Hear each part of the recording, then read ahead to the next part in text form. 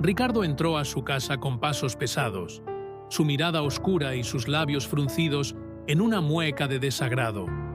Laura, como cada noche, esperaba a su marido con la cena servida, intentando hacer de la casa un lugar agradable. Pero Ricardo no la miró ni le devolvió el saludo. Se limitó a sentarse en la mesa, dejando caer el maletín con un ruido seco, y miró su plato con expresión de desdén.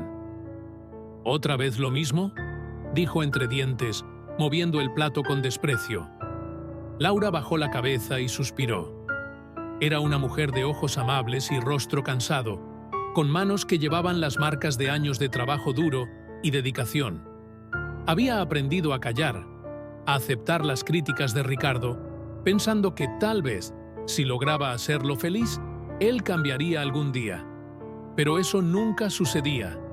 Ricardo siempre encontraba algo que criticar, algo en lo que ella fallaba. «Perdón, Ricardo, no tuve tiempo de ir al mercado hoy», dijo en voz baja, tratando de calmarlo. «No tienes tiempo para nada», respondió él con un tono cortante. «No sé para qué te tengo aquí, si ni siquiera puedes hacer bien una simple cena». Laura sintió cómo un nudo le oprimía la garganta, pero mantuvo la cabeza baja. Él no se daba cuenta, o no le importaba, de lo que sus palabras le hacían sentir. Cada frase suya era una punzada, una herida que nunca tenía oportunidad de sanar. Desde hacía años, vivía con la esperanza de que su marido algún día la mirara con la misma calidez con la que ella lo miraba, pero lo único que recibía era desprecio. Los días pasaban en esa misma rutina. Ricardo era cada vez más frío y cortante, como si la presencia de Laura le molestara, como si ella fuera una carga que él debía soportar. Pero había algo en él que jamás admitiría. Su vida, en realidad, estaba llena de frustraciones, de un cansancio constante por no haber alcanzado las metas que se había propuesto.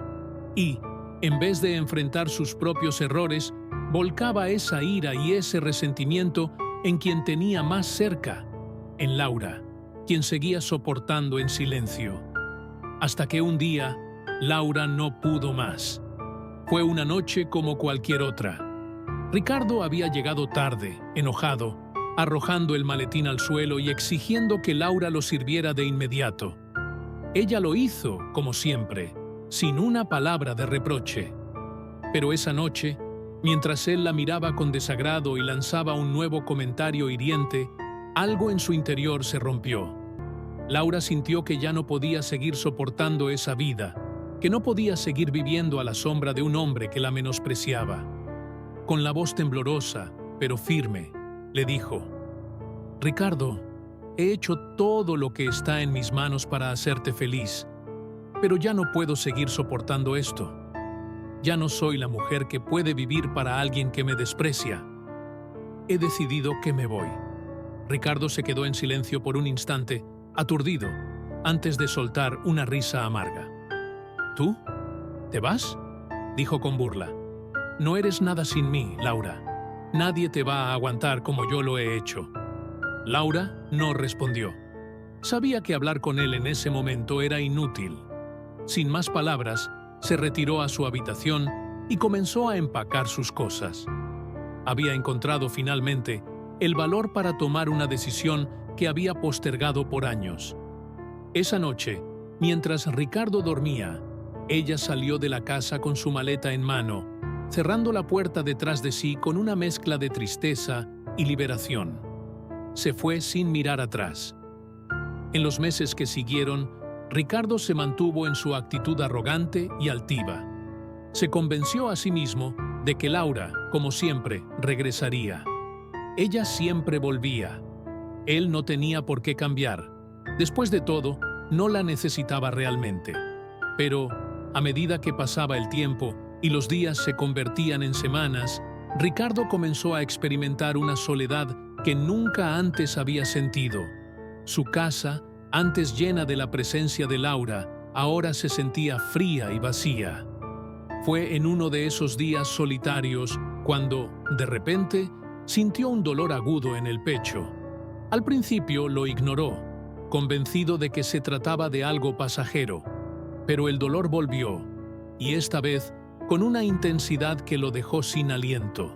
Sin saber cómo, logró marcar el número de emergencias, y poco después una ambulancia llegó para llevarlo al hospital. Los médicos le informaron que había sufrido un infarto y que necesitaba atención y reposo. Cuando se quedó solo en la fría habitación del hospital, Ricardo sintió una angustia como nunca antes había experimentado. ¿Y si Laura no venía?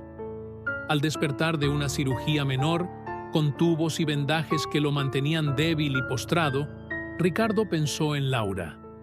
Recordó su rostro, su paciencia infinita, el modo en que ella siempre lo esperaba, con una esperanza que él jamás valoró. Ahora que la necesitaba, comenzaba a entender lo que significaba vivir sin ella, lo que significaba haber perdido a alguien que, a pesar de todo, siempre estuvo ahí para él. Mientras tanto, Laura había escuchado sobre la hospitalización de Ricardo. Un conocido le informó sobre su estado y le sugirió, con tono de reproche, que fuera a verlo. Pero ella sintió que algo en su interior se rompía al oírlo.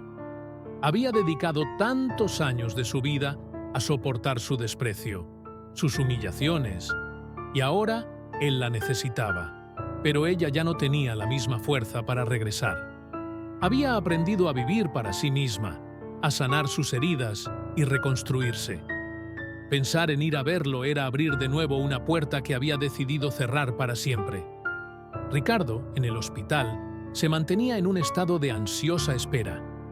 La esperaba a ella, la única persona a quien había humillado tanto y que, irónicamente, era la única que podía brindarle un poco de paz en esos momentos. Pero los días pasaban y Laura no aparecía. Sentía que la tristeza lo carcomía, y cada recuerdo de las veces que le dijo que no valía nada, que no era importante, se convertía en una carga que ahora no sabía cómo soportar. Conforme pasaban los días, su salud se deterioraba y la soledad se hacía cada vez más pesada. Sin nadie a su lado, comenzó a enfrentar los recuerdos de una vida llena de egoísmo y desprecio. Recordó cada palabra hiriente, cada mirada de Laura que ignoró, cada sonrisa que fue incapaz de devolver. Sentía que el arrepentimiento lo consumía, y en su última noche en el hospital, cuando la fiebre lo envolvía y el dolor en su pecho se hacía insoportable, susurró su nombre. Laura, pero estaba solo. Nadie respondió. La angustia lo asfixiaba, y su respiración se volvía cada vez más lenta, hasta que finalmente, con un último suspiro, dejó de luchar. Laura, días después, recibió la noticia de su fallecimiento. Sintió una mezcla de emociones difíciles de describir. No había odio en su corazón, pero tampoco había tristeza. Sentía que, finalmente, estaba en paz. Por primera vez en años, se permitió respirar y mirar hacia adelante. Sabía que, a pesar de todo, la vida le ofrecía una segunda oportunidad. Una oportunidad que, al fin, ella estaba dispuesta a tomar, sola y libre.